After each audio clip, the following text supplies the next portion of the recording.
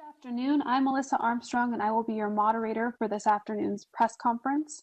First, Dr. Mart Escott, Interim Austin Travis County Health Authority, will say a few words and will be followed by Mayor Steve Adler and Travis County Judge Sarah Eckhart, after which we will open it up to our pool reporter who will ask the questions to our speakers. Now I would like to hand it off to Dr. Escott. Thank you and good afternoon. First, I want to say thank you. I want to say thank you to the residents of Austin and Travis County in Central Texas, because you've all done a phenomenal job at really flattening the curve here in Central Texas. But it's important to understand that this just didn't happen by magic. It happened because of a concerted effort by each and every one of you, an effort that we need to continue.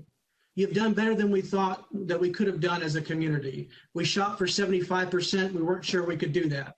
We hit 90 to 95%, and we need that strong effort to continue. We have to exceed 80% social distancing for us to really help avoid shutting things down again, going back down into stay home, work safe. So together we can continue to flatten the curve. We can continue to set the example for the rest of the United States. But the efforts that have to continue when businesses are reopening is that social distancing. It's that personal hygiene, that washing your hands and not touching your face.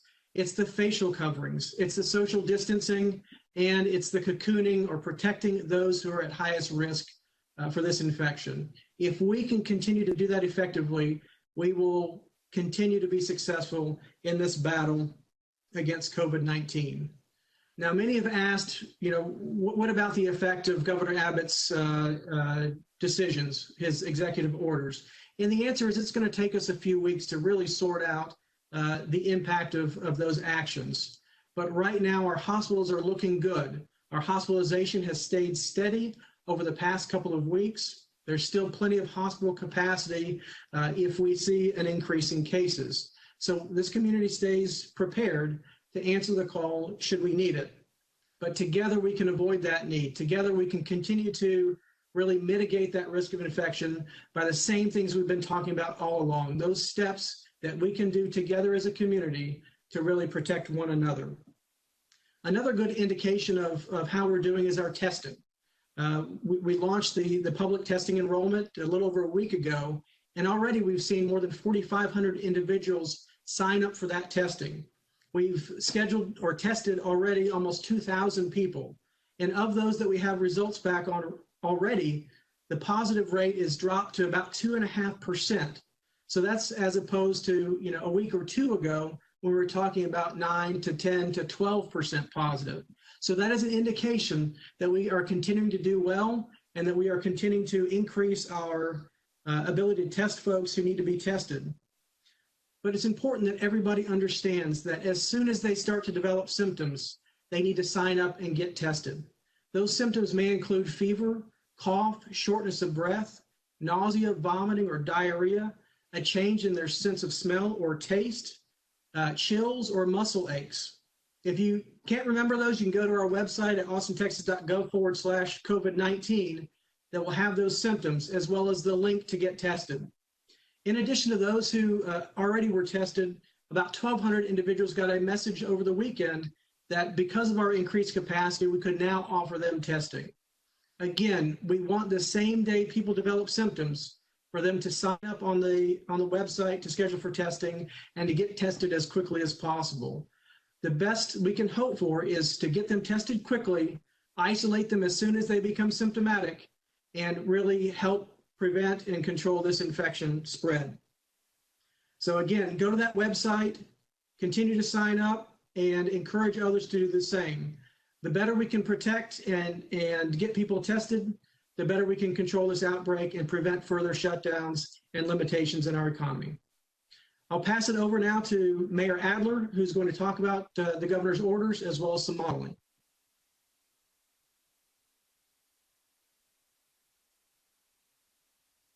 Scott, thank you, and thank you and your staff for everything you're doing to keep our community safe. You're doing just an incredible job so far. Now we're moving into the next chapter, and at this point, we have to prove ourselves all over again and in a really different way. I am here today to raise a big yellow warning flag. It's a warning flag because I am concerned that what I saw this weekend is going to lead us to the place where we're going to overshoot the mark we're trying to get to. And I want to talk about that, and I want to talk about what that might mean. But first, let's talk about the fact that we've been really successful with that stay home, work safe. But even when we had stay home, work safe, we weren't asking everybody to stay at home. There were exceptions to that general rule. The general rule is important, but there were exceptions. We had exceptions. You could go to the grocery store. You could go to Home Depot. There were exceptions, so you could go to the park. You could go outside. You could run around. We had a general rule that we were all abiding by, but still there were a lot of people in this community, essential workers, hospital workers, construction, things that were occurring in our community. Didn't have to be perfect. It had to be good enough. But we're entering into a place right now, we don't know what good enough really is as we begin to relax things. As we begin to relax things, we have to make sure we don't overshoot the mark. Let me show you what I'm talking about here. I have some slides that I want you to see, and then for the media, we're going to make them available to you all. But here, look at this first slide. This is what we just did. If we maintain 90% reduction in transmission, you see in that bottom left-hand corner, that tiny little yellow, that tiny little red mound, that was how much we have flattened the curve in our city. You can see that red line that goes across, that's our hospital capacity. We're nowhere near using the hospital capacity we have in this city. We are that tiny little red bump in the bottom left-hand corner. What we know is we can't keep doing this indefinitely. We can't do this for the next year, year and a half, or however long it takes to get a vaccine for the virus. So we're going to move to something else. We're going to open things up. We're going to increase the number of exceptions. Now, the governor's increased the exceptions a little bit. We don't know exactly what that does. It's not going to be 90% reduction in transmission. We don't know what it will be. But by way of example, let me show you what 40% reduction in transmission would look like. And that's on this slide. And you can see that little red mound in the bottom left-hand corner goes skyrocketing up. And it is twice as high as is the capacity in our hospitals. That's what happens if we go from 90% down to 40%. And not only are we using twice the capacity we have in our hospitals, look at that line over to the right. We have thousands of people in our community that won't make it, that will die. So we want to do well, we want to dip our toe in the water, we want to try some stuff, but we have to do better than 40%, because if we don't, let me show you what's going to happen next. If we can't maintain that, if we go up to 40%, you see in the middle of that chart, it says lockdown again, and it's gray. If we can't keep those numbers down, then we're going to have to do another lockdown in order to force that red line back again so that we don't go over the capacity that we have in our city. No one wants to do another lockdown. So what we're talking about doing right here, right now, is trying to make the governor's order as successful as it can be. And that's what I want to do. I want the governor's plan to succeed. So let's talk about what the governor did. You go back to the slide. GA 14 was the governor's old order. It's the one that he just revised and extended. In his order, his original order, he said that every person in Texas shall, except where necessary to provide essential services, everyone should minimize social gatherings and minimize in-person contact with people who are not in the same household. That's the general rule we have all been living under. Let's look at his new rule last week. Same language, out of the same first paragraph. His new order looks exactly like his old order, except it adds another exception. The governor's new order says that every person in Texas shall, except where necessary, to provide essential services, and now he's added reopen services. But even with that, if you're not essential service, you're not a reopen service, you still have to minimize social gatherings, minimize in-person contact with people who are not in the same household. That's all we need to do with those exhibits. So if you come back to me for a second.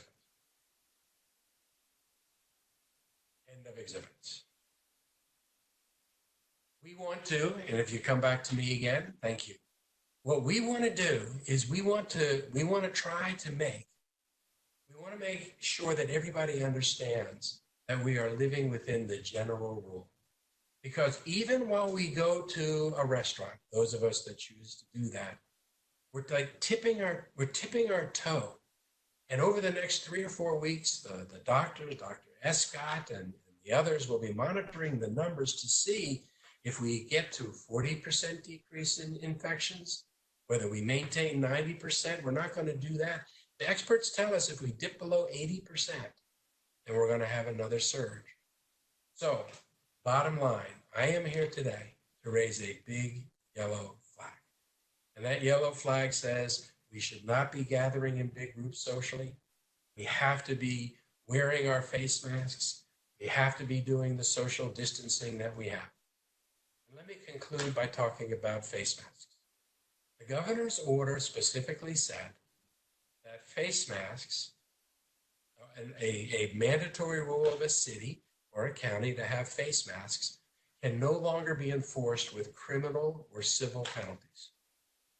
Okay, well, we're going to comply with the governor, and we're not going to have criminal or civil penalties. But for all the reasons that the governor said at his press conference that we should all still wear our face masks, the lieutenant governor said we should all wear face coverings, Dr. Escott says we should, Judge, I both say everybody should continue wearing their face coverings. I can't bring myself to change the order to make it not mandatory anymore. The penalty for not wearing a face mask in our community now is that more people are going to get sick and some of those people will die. That ought to be penalty enough. You know, if you drive around San Antonio right now, it looks like 95% of the people are wearing face coverings out in public. We need to be doing that too. The penalty that we have to take seriously is the fact that when I wear a face covering, I am protecting the health of the people around me. When they wear face coverings, they're protecting my health. The least we can do for people working in stores is to make sure that we are protecting them by wearing face coverings. The least we can do for our nurses and our doctors in our hospitals that we're trying not to get overrun with patients is to wear face coverings. It's not that big a deal. We think that it has a huge impact. Whether or not we are successful with this toe dip, whether we are successful in reopening some of the businesses in some limited ways, may come down to how well we are in the discipline in wearing face coverings, how well we are in avoiding big groups, how well we do in maintaining 6-foot distance. It's those kinds of things that are going to tell us whether or not we can open up businesses. And we're forgetting that. Just in the first weekend, I'm holding up a big yellow flag. Let's make this work by making the right choices. Judge Eckhart, your turn.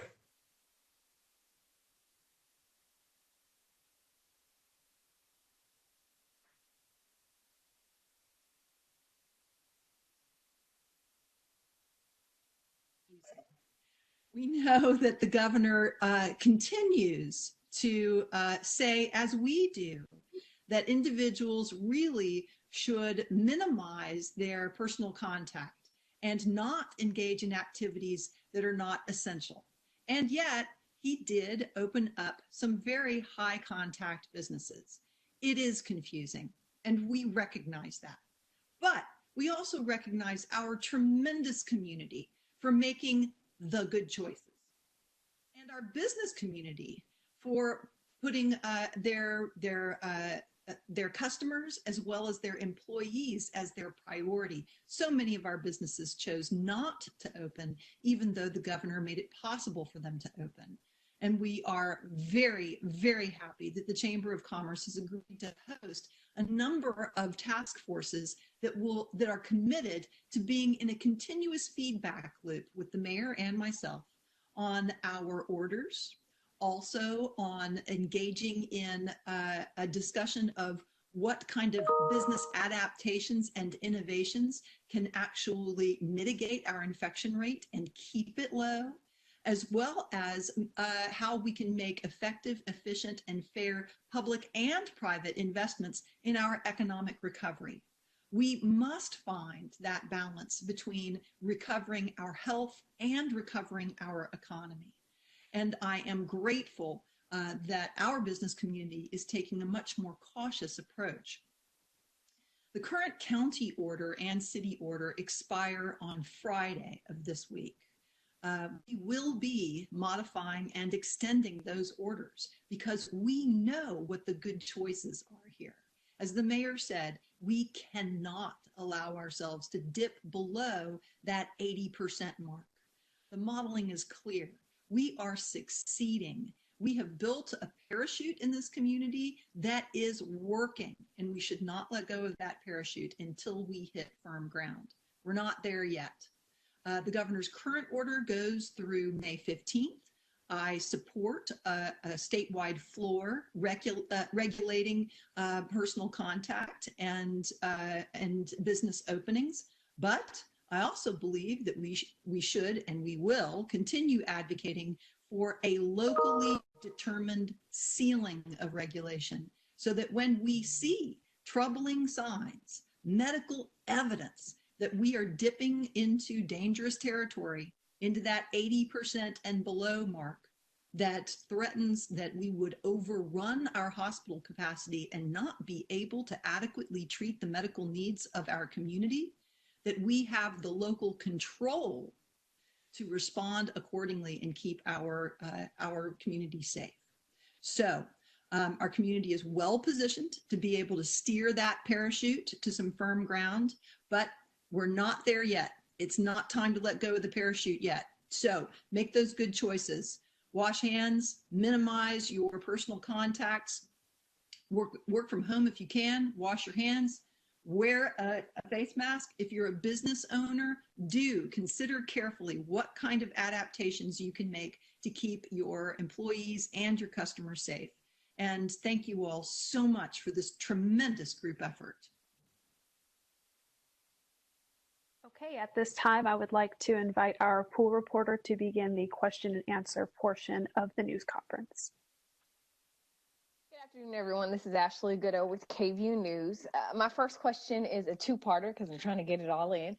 Judge, can you talk to us a little bit about the decision to close parks over the weekend, just a few parks due to capacity? Is that something you foresee having to do again in the future? And Mayor Adler, is there any similar plans for the city of Austin? We will absolutely close parks if we see capacity issues. My own daughter went out to Pace Bend Park this weekend and was denied admittance because there were just too many people in the park, and we couldn't assure that we would have the appropriate space for social distancing.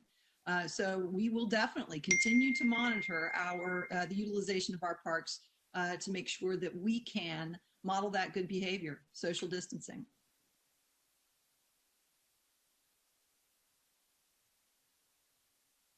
Mayor, you have to unmute yourself.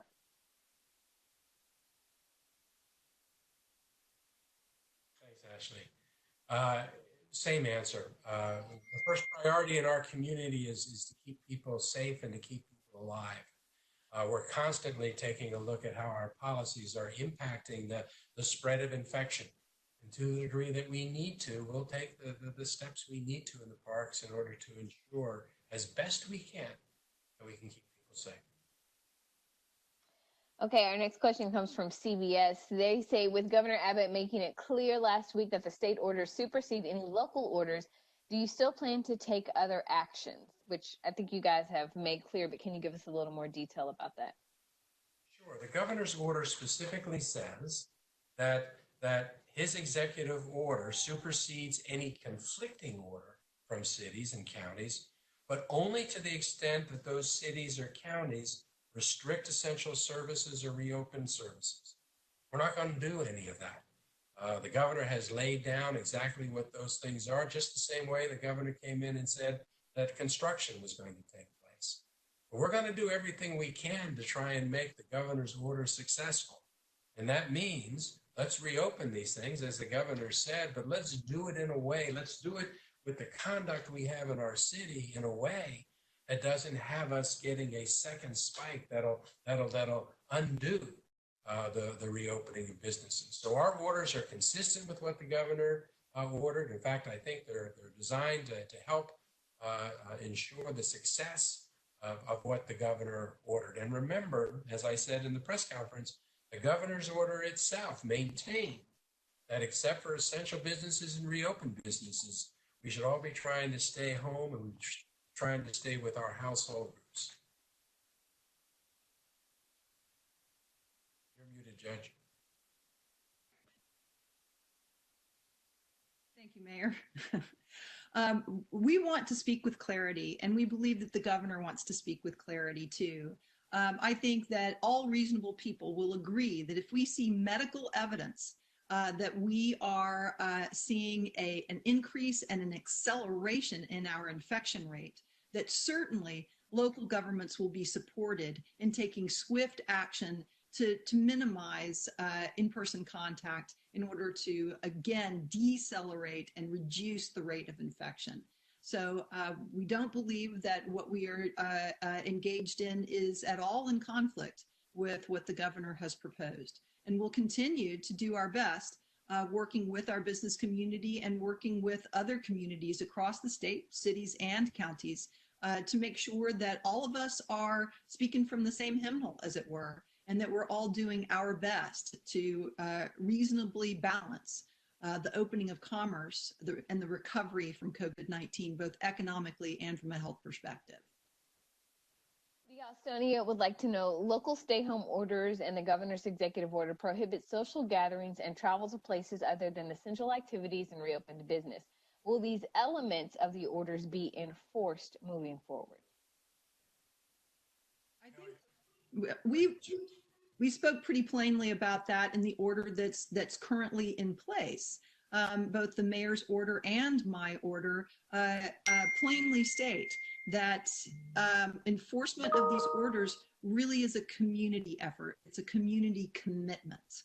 And we've already seen that our community is deeply committed to achieving a significantly higher than 80% reduction in the infection rate. There's not enough inspectors or law enforcement officers or code compliance officers to throw at this, to have a real command and control sort of approach. Really, this is about providing our community with the quality information so that each member of our community can make those good choices that will reduce infections for themselves, their families, their coworkers, and even for people that they've never even met. So, as the mayor said, the best enforcement here is the results of infection. Our next question comes from KUT. How many people are in the nursing home isolation facilities? Any word on the state and on additional resources to stop the spread of COVID-19 in nursing homes? Dr. Escott, do you know that number? I don't have that number today. We'll be updating Commissioners Court and City Council tomorrow. In relation to the state, we did receive notice on Friday that the state would not be continuing the contract strike teams past the 10-day mark. So we anticipate that we are going to transition that to local contracts because some of the facilities that we've deployed those resources to need them for longer, which is not surprising. We have been successful at sending teams to each of the nursing home facilities within our jurisdiction. Some of those to supplement staff, others to do testing and an assessment of needs of those facilities. And we hope to continue that model either through state contracting or local contracting. Bottom line is we're going to provide those resources. Where the funding comes from is the question. But I think our city and our county is going to be committed to ensuring that we're doing a good job at protecting those most vulnerable members of our society. We really appreciate, I think about 40 people the governor gave us, the state gave us to help with the nursing home task forces. They were with us for 10 days. We trained them in 2 days of those 10, and we appreciated those 8 days. I don't know why they went away. but we're going to have to find alternate ways to fill that gap. The Austin Chronicle would like to know, how are the city and county planning to proceed with reopening and restarting their own services, not just now, but heading into the summer when we see a need for pools, recreational centers, and libraries? I think a lot of that depends on what happens now and what do we see with the numbers. I mean, the degree to which we can start reopening anything is going to depend on the amount of infection that's spreading from person to person. So the answer to that question, I think, is how successful is the community going to be in making sure that we wear face coverings? How successful is the community going to be in maintaining 6-foot distancing? How successful are we going to be as a community in not having large gatherings of people? If I knew the answer to that question, I might have a better way of answering the other question, because the community response right now comes first. The community's response now will dictate what happens next. Also, Travis County Services and City Services are open right now. We are essential services. And so our courts, for instance, are up and operating. They're operating differently. They've adapted tremendously and swiftly. Our parks are open, but not to the point where we would have bottlenecks of people in close contact with one another, threatening each other's health and the health of others that they would come in contact with later on in the day. So we are open, but we are opening in adaptive ways. And we are doing it in ways that we hope will also inform how businesses can open up, because we as essential services have experimented some over the last several weeks, have learned a lot of things. And these things can be grafted onto private sector activity as well. So I wouldn't say that Travis County is not already open for business. It just looks a lot different than it did before COVID-19. Oh, sorry. Keep all of our employees home through the end of May, because as the judge said, we're adapting. And part of adapting is making sure that everybody who doesn't have to come in doesn't come in. And that's what businesses should be doing all over the city. Our next question is from Reporte Austin. They would like to know, according to the information you're getting from test results, has Austin reached its peak yet? I don't like to talk about the peaks or when they happen or when they're going to happen. And the reason is because when they happen depends on us. We determine the peaks based upon our behavior. We can have a decline, and if we relax, if we take that as a symbol for the threat is over, the peak is going to come again. And as the mayor showed in his graphs, it's going to be bigger and worse than the first time. So again, I wouldn't think about peak or, has it happened? Is it going to happen? Is it happening now? We've got to stay focused. We have to understand that the threat has not changed. In fact, the threat today is more significant than it was when the stay home, work safe order was implemented. Remember that we had more than 300 new cases last week and more than 300 new cases the week before that, and almost 300 new cases the 2 weeks before that each week. So the threat is not over. And we have to continue to practice the things we mentioned, the social distancing, the masking, the personal hygiene, the cocooning and protecting of those at risk for the foreseeable future, for at least the rest of 2020 and probably at least the first half of 2021. This threat is going to come right back if we give it any room to spread quickly. So as the mayor and the judge both said, this is a yellow flag situation. We have to continue to stay cautious. We have to continue to assess our risk. We have to continue to be vigilant.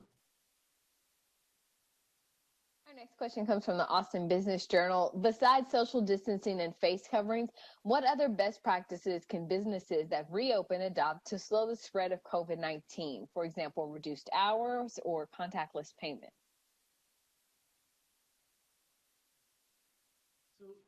Let me start, and then I'll pass it over to the mayor and judge.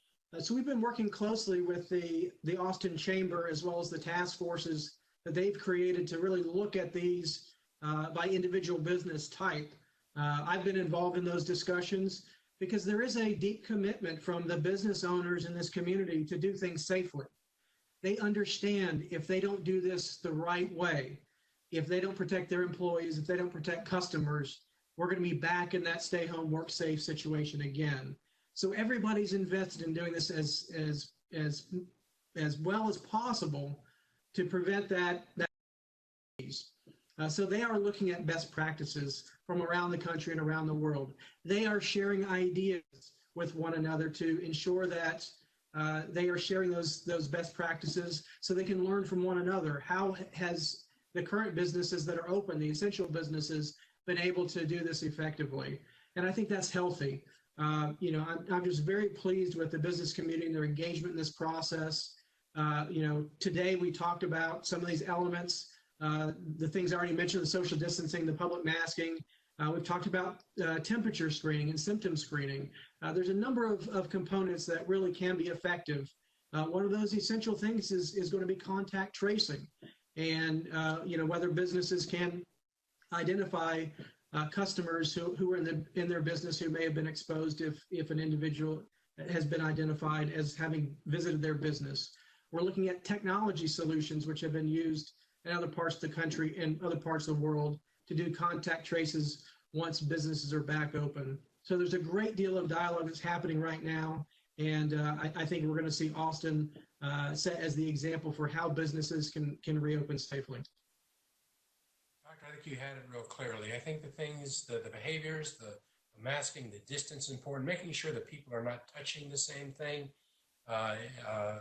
minimize all those kinds of contacts as best you can, but also trying to make sure that employees who are not feeling well don't work.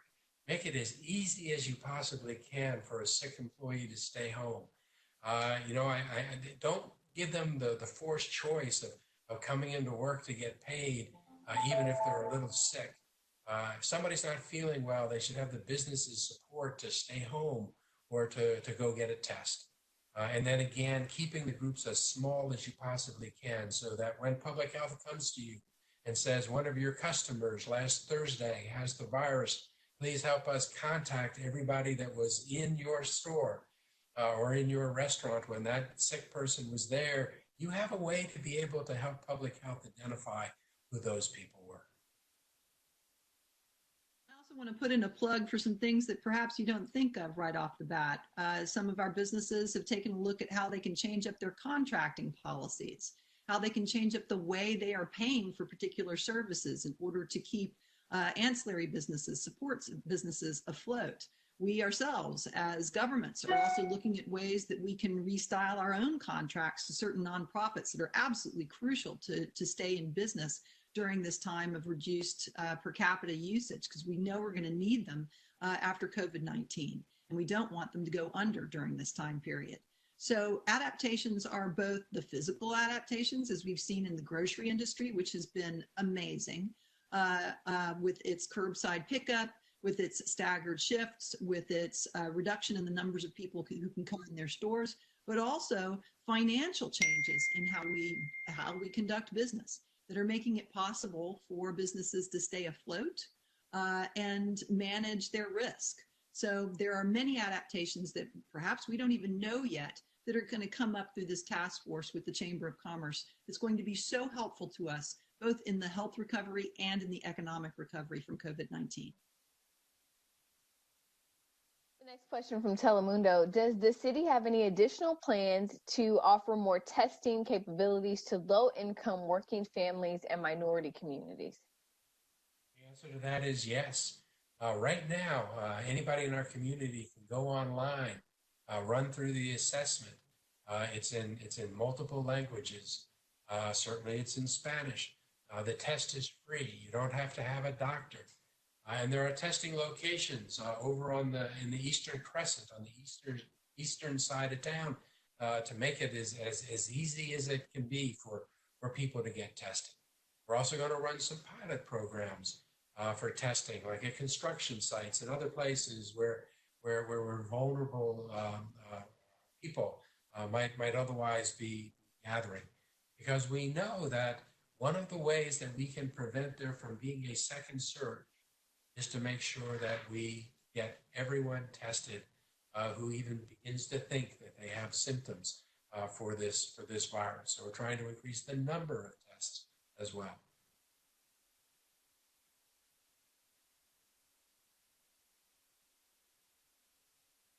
question will be our final question, just as a Judge, note for our. Judge, you were still muted. Did you want to say something? No, the mayor answered that perfectly. Thank you so much. Okay. Our next question from Fox.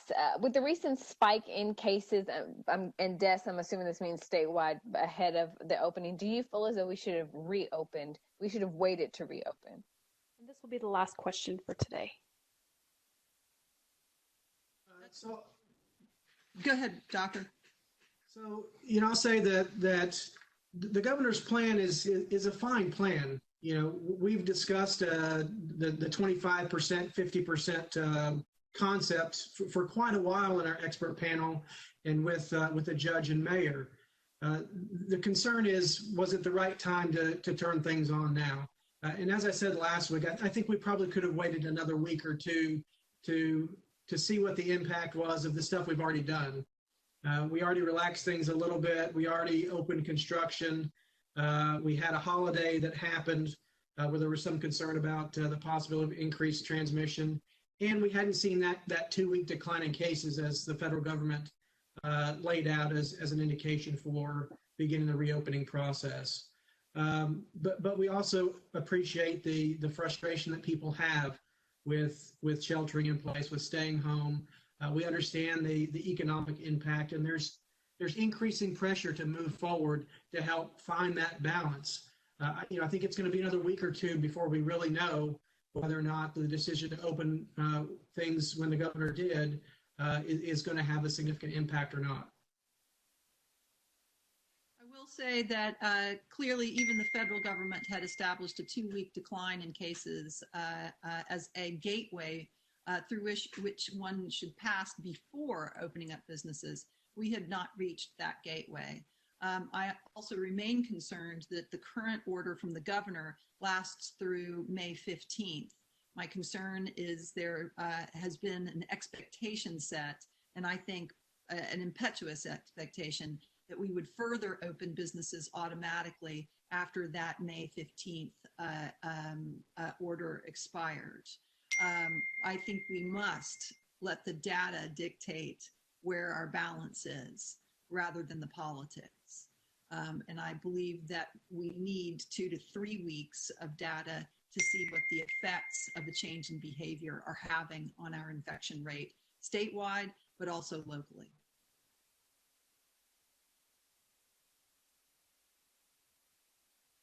Okay, thank you to our presenters and Ashley for fielding those questions. Now I would like to ask the speakers if they have any final thoughts before we finish up.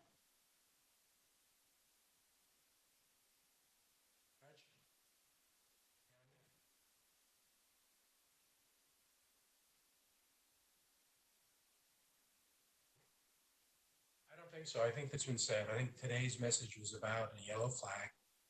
We have a stay-at-home rule that is the governor's, it's ours. We want everybody to minimize the contacts. We don't want people to get confused that with opening up some additional businesses in a limited way that we somehow or another gotten a handle on this. We have to protect in this community against having a spike now just as before.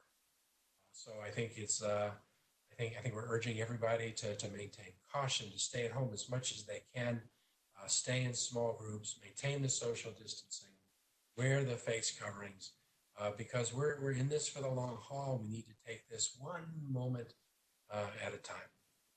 And I would urge our staffs to get this video out to as many news stations as you can for the 5 o'clock news.